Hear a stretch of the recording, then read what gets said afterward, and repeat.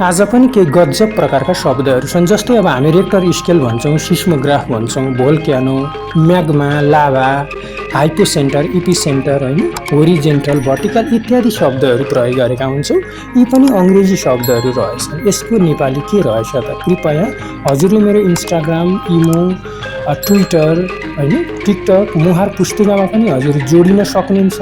आफ्ना शब्दहरू पनि प्रेषित गर्न सक्नुहुनेछ है त। अङ्ग्रेजी शब्दहरू विभिन्न विधासँग सम्बन्धित मैले पनि यथाशक्ति होइन इत्यादि शब्दहरू समेटेर नेपालीमा त्यसको अनुवाद गर्ने प्रयास गर्नेछु, जसले गर्दा हाम्रो शब्द भण्डार बौद्धिक विकास हुन पनि थोर मात्रामा टेवा पुग्नेछ भन्ने मलाई लाग्छ। जस्तै अब हामी रेक्टर स्केल, सिस्मोग्राफ, भोल्क्यानो, म्याग्मा, लाभा इत्यादि शब्दहरू प्रयोग गर्छौँ। यसको नेपाली के रहेछ है त? कृपया पूर्ण जानकारीको लागि यो दृश्यलाई पूर्ण रूपमा नजर गर्नुहोला। सदस्यता ग्रहण गर्न पनि सक्नुहुनेछ। च्यानल मन परेमा हजुरले अन्य सामाजिक सञ्जालमा पनि वितरण गर्न सक्नुहुन्छ। के भनिँदो रहेछ है त? रेक्टर स्केल भन्छौँ, यसलाई भूकम्प तीव्र मापक पद्धति भनेर पनि भनिन्छ। अरू पनि अर्थहरू हुन सक्छन्। सिस्मोग्राफ भन्छौँ, यसलाई भूकम्प मापक यन्त्र भनेर भनिन्छ। भोल्क्यानो भन्छौँ, यसलाई ज्वालामुखी भनेर भनिन्छ। म्याग्मा भन्छौँ, यसलाई द्रवशिला, अग्निशिला भनेर भनिन्छ। म्याग्मालाई है, म्याग्मा अङ्ग्रेजी हो।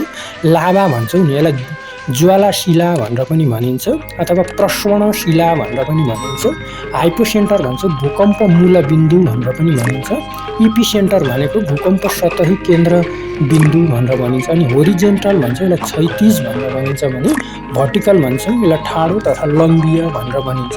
अबदेखि हजुरले आफ्नो शब्दहरू पनि प्रेषित गर्न सक्नुहुन्छ है त, मसँग जोडिन पनि सक्नुहुन्छ, जसले गर्दा आगामी समयमा यस्ता शब्दहरू खोजेर होइन ल्याउनु मलाई पनि थोर बहुत ऊर्जा मिल्नेछ, प्रेरणा मिल्नेछ। सिकौँ अनि सिकाउँ, शब्द खोज्न जिज्ञासु बनौँ। सम्पूर्णको जय होस्।